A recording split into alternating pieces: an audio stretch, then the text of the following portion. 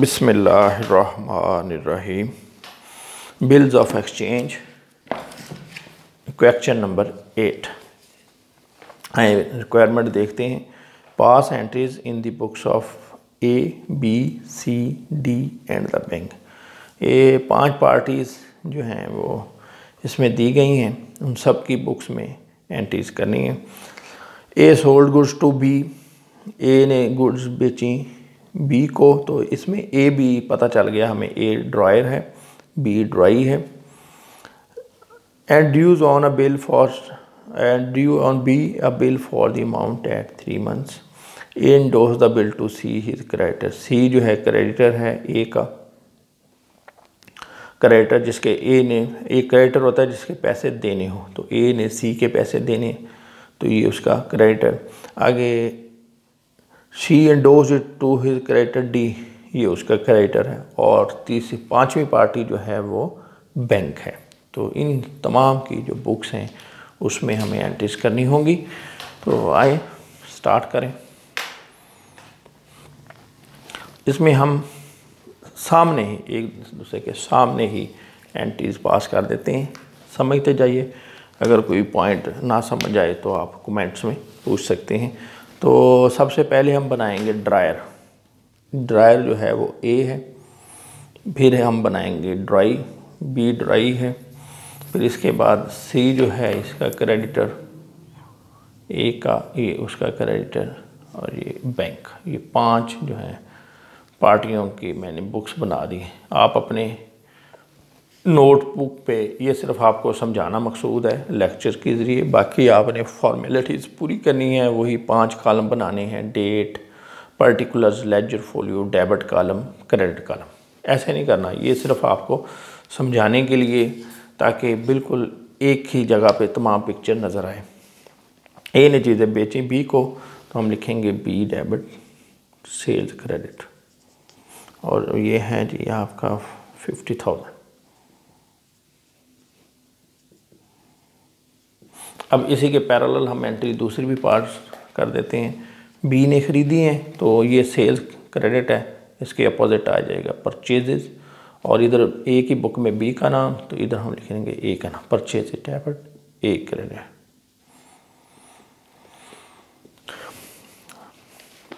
इसके बाद क्या हुआ,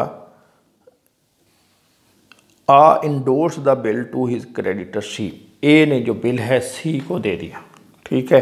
तो ये क्या, सॉरी पहले एक्सेप्टेंस की एंट्री पास करें पहले। यानी इसमें नहीं लिखा हुआ लफ्ज़ सेपरेटली एक्सेप्ट होने का, तो अंडरस्टूड है कि बिल एक्सेप्ट हुआ है तो आगे इंडोर्स किया है। तो हम एंट्री पास करेंगे बिल रिसीवेबल डेबिट और बी क्रेडिट 50,000। और ये भी है, इसकी करेगा, इधर बिल डेबिट है तो ये क्या कर देगा, बिल क्रेडिट कर देगा। लेकिन इसने पे करना है तो ये लिखेगा बिल्स पेबल। और ये इधर इसने ए ने बी का नाम क्रेडिट किया है तो बी क्या करेगा, यानी इसी ए क्रेडिट है तो ए को डेबिट कर देगा 50,000। यानी इधर देख लें, पहले इसने क्या किया, बी डेबिट सेल्स की, और जब बिल ले लिया तो बिल डेबिट कर दिया और इसका नाम क्रेडिट कर दिया। इधर इसने चीज़ें खरीदी तो ए का नाम क्रेडिट, और जब इसको बिल एक्सेप्ट करके दे दिया तो उसका नाम डेबिट करके बिल पेबल क्रेडिट लिख लिया। अब यहाँ से आगे हम स्टार्ट करते हैं। ए ने क्या किया, A endorse the bill to his creditor C. A ने ये बिल जो है अपना ये दे दिया इसको, सी को, इसको दे दिया। तो अब क्या करेगा, बिल तो इसके पास नहीं रहा, तो ये क्या, बिल को क्रेडिट दे देगा, बिल रिसीवेबल क्रेडिट 50,000 से, और जिसको दिया है उसका नाम डेबिट, सी डेबिट, बिल रिसीवेबल क्रेडिट। अब इस एंट्री को ये कैसे करेगा, इसके पास बिल आया है सी के पास, ये क्या करेगा, बिल रिसीवेबल डेबिट, और जिसने दिया है उसका नाम क्रेडिट 50,000। ठीक है, ये इसके पैरेलल एंट्री होगी। ये मैं इधर कर रहा हूँ इसकी। इसने बिल दिया, जिसको दिया उसका नाम डेबिट और बिल क्रेडिट। ये ऐसे ही है जैसे आप किसी को कैश देते हैं, यानी ए को कैश दिया, ए डेबिट कैश क्रेडिट, बी को कैश दिया, बी डेबिट कैश क्रेडिट। इस यहाँ पे कैश की जगह पर बिल जा रहा है, पेमेंट हो रही है। तो इसी तरह जो लेने वाला क्या करता है, वो कैश डेबिट कर देता है और जिसने दिया उसका नाम क्रेडिट। तो यहाँ भी वही है, बिल आ रहा है, कैश की जगह बिल आ रहा है और जिसने दिया उसका नाम क्रेडिट। नेक्स्ट, इसमें वो कहता है C endorse to his creditor D, इसने इसको दे दिया, यानी बी ने इसके पैसे देने थे, ए ने सी के पैसे देने थे, सी ने डी के पैसे देने हैं, ठीक है। अब जब बिल एक्सेप्ट हुआ तो ए ने अपना बिल इसको दे दिया उठा के कि यार तुम पैसे ले लेना बी से, इसने उठा के डी को दे दिया, डी से कहा कि मैंने ये मेरे पास बिल है और ये बी ने एक्सेप्ट किया, तुम इससे फिर आके पैसे ले लेना।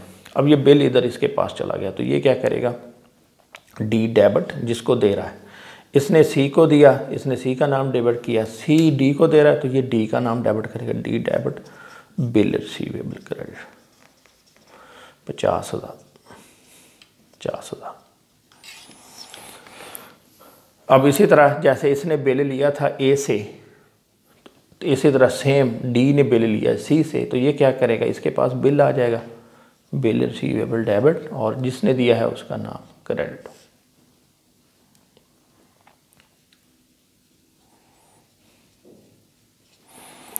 जी आगे चलिए, ऑन मैच्योरिटी।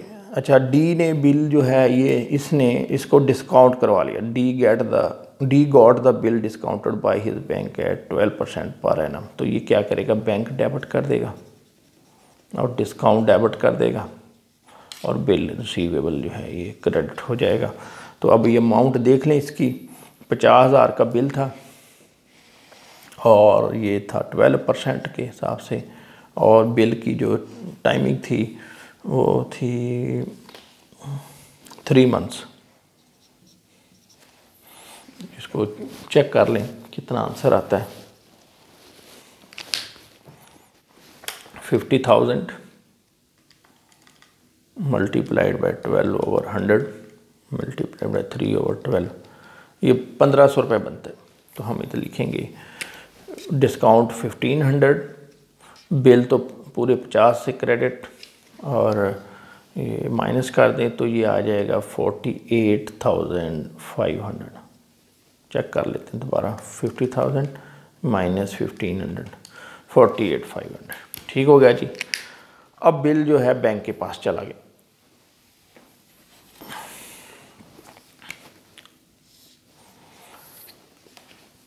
अब इधर आया, बिल इसके पास आया, इसने क्या किया कि बिल रिसीवेबल डेबिट कर लिया, क्यों, ये बिल इसके पास चला गया और इसने इसके बदले में पैसे दे दिए। इसका अकाउंट जो है वो कैश समझ लें, यानी इसने कैश दे दिया और इसको बचत होगी 1,500 की। यही एंट्री इसके 48,500 से ये इसके अकाउंट में क्रेडिट कर देगा, कैश दे देगा और 50,000 से ये इसका जो है वो बिल आ जाएगा। यानी ये जो इसका खाता है डीज अकाउंट, यानी बिल इसने डिस्काउंट करवाया तो ये इसने इधर ऐसे भी लिख लें कि ये डीज अकाउंट में, डी का जो बैंक अकाउंट है उसमें ये पैसे डाल दिए। अभी पिछले लेक्चर में भी आपको बताया था कि डिस्काउंटिंग की फैसिलिटी बैंक उसी को देता है जिसके साथ उसके रिलेशनशिप है, यानी उसके पास बैंक अकाउंट मेंटेन्ड है। ऐसे नहीं हर बंदे को देता, यानी जिसके साथ उसकी जान पहचान भी है और उनके साथ अकाउंट भी मेंटेन्ड है। तो ये जो अगर बिल रिसीवेबल लिया है उन्होंने तो इतने पैसे इसके अकाउंट में, डी ने करवाया डिस्काउंट तो डी के बैंक अकाउंट में ये पैसे डाल देगा। आप इसको ये समझ लें कि इसके पास से पैसे जा रहे हैं और ये जो बाकी 1,500 है ये इसकी इनकम है। ये काम भी हो गया। अब आगे चलें, on maturity the bill is dishonoured and bank page ₹50 for noting charges. Bank ने क्या किया, बिल जब डिसऑनर हो गया तो उसके ऊपर 50 रुपये नोटिंग चार्जेस जो हैं वो पे किए हैं। अब देखते जाएं कि बैंक क्या करेगा। ये जो बैंक है इसने क्या करना है, ये मैं इसके इधर लिख रहा हूँ ताकि जगह बच जाए। 50,000 बैंक ने ये पैसे जो हैं इसको डिस्काउंट की फैसिलिटी दी थी, तो ये इसी से मांगेगा। पिछले लेक्चर्स में भी हमने पढ़ा है कि जिसका जिससे ताल्लुक़ है, यानी A B C D bank है, बैंक से डिस्काउंट किसने कराया? इसने, इसका इससे ताल्लुक़, ये इसको पकड़ेगा। डी ने बिल किससे लिया? सी से, डी जो है वो सी को पकड़ेगा।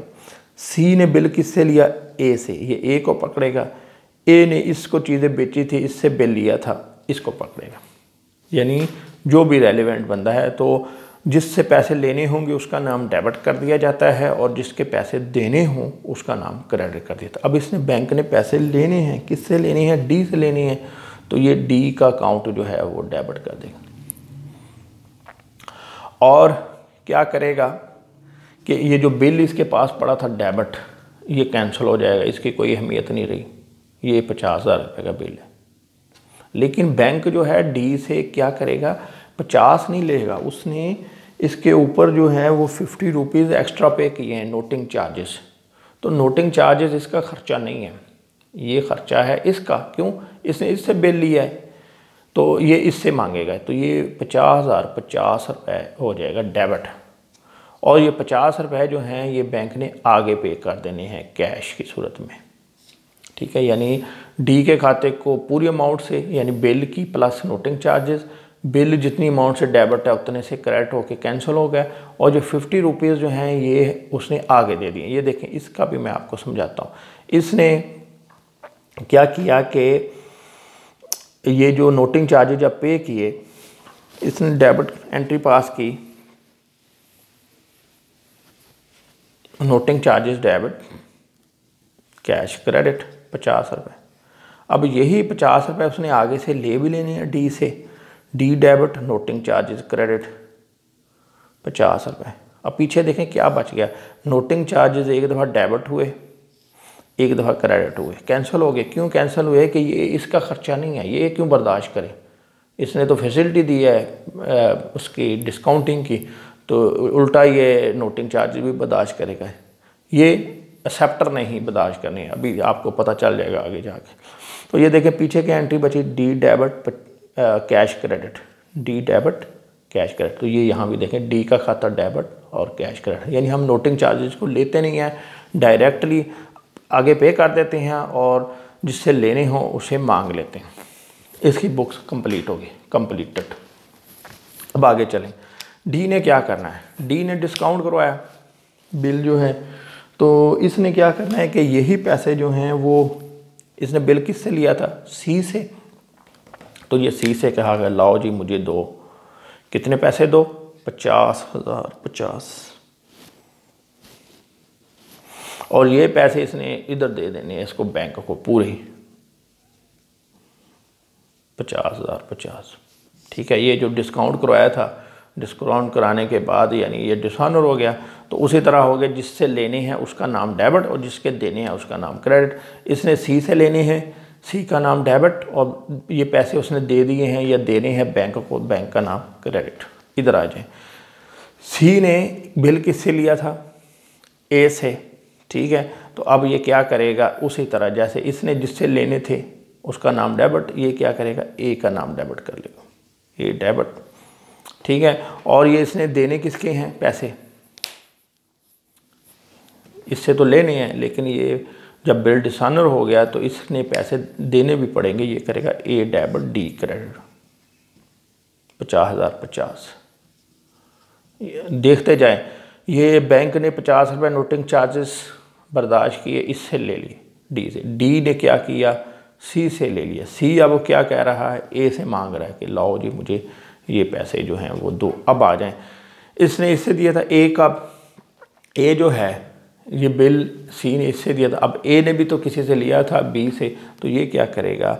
बी का नाम डेबिट कर लेगा, यानी 50,000 50 से, और ये सी का नाम क्रेडिट करेगा, क्योंकि बी से इसने पैसे लेने हैं और सी के पैसे देने हैं 50,000 50 से। ये एंट्री पास हो गई। और आखिर में ये इसकी बुक बची। अब ये क्या करेगा? ये इसके पास मैच्योरिटी डेट जब आई तो ये बिल्स अब इसकी अहमियत नहीं रही, क्योंकि इसने टाइम पे पेमेंट नहीं की, तो ये कैंसिल हो जाएगा 50,000 से। लेकिन अब इसको पैसे ए को देने पड़ेंगे कितने, 50,000, 50 रुपये। अब ये डिफरेंस आ गया 50 का, तो अब ये लिखेगा नोटिंग चार्जेस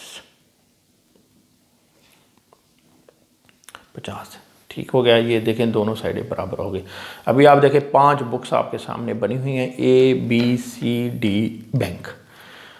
इधर नोटिंग चार्जेस नज़र नहीं आ रहा, इसमें नज़र नहीं आ रहा, इसमें नहीं आ रहा, इसमें नहीं आ रहा। यानी 4 बुक में हमें नोटिंग चार्जेस नज़र नहीं आ रहे। सिर्फ एक बुक में, ये जो बी की बुक है, इसमें आपको यहाँ पर इसमें यहाँ पे देखें 50 रुपये नोटिंग चार्जेस, जिससे आपको ये बात क्लियर हो गई कि जो नोटिंग चार्जेस होते हैं या कोई भी चार्जेस होते हैं एक्स्ट्रा जो पे किए जाते हैं, वो सारे के सारे एक्सेप्टर को, जो ड्राई है, ड्राई एक्सेप्टर, उसी को ही बर्दाश्त करने पड़ेंगे। और हर पार्टी जो है वो अपने मुतलका बंदा जो है, जैसे जैसे बिल ट्रांसफ़र होता जाएगा, वो अपने जिससे उसने बिल लिया है उसी को पकड़ती जाएगी। ठीक है। यहाँ भी देख लें एक दफ़ा फिर कि बैंक ने क्या किया, डी से बिल लिया था, इसने डी का नाम डेबिट कर दिया, डी ने बिल लिया था सी से, सी का नाम डेबिट कर लिया, सी ने बिल लिया था ए से, ए का नाम डेबिट कर लिया, ए ने बिल लिया था बी से, बी का नाम डेबिट कर लिया। क्रेडिट देखें, बी ने जो है ये डी ने पैसे लिए थे बैंक से, तो इसने बैंक का नाम क्रेडिट किया। ठीक है। सी ने पैसे देने थे डी के, इसने डी का नाम क्रेडिट किया। ए ने पैसे देने थे सी के, इसने सी का नाम क्रेडिट कर दिया। और बी ने पैसे देने थे ए के, ए का नाम क्रेडिट किया। यानी जिससे पैसे लेने हैं, बिल डिसऑनर होने की सूरत में जिससे पैसे लेने हैं उसका नाम डेबिट और जिसके पैसे देने हैं उसका नाम क्रेडिट हो जाएगा। उम्मीद है आपको ये तफसील से समझ आ गई होगी। Thank you very much.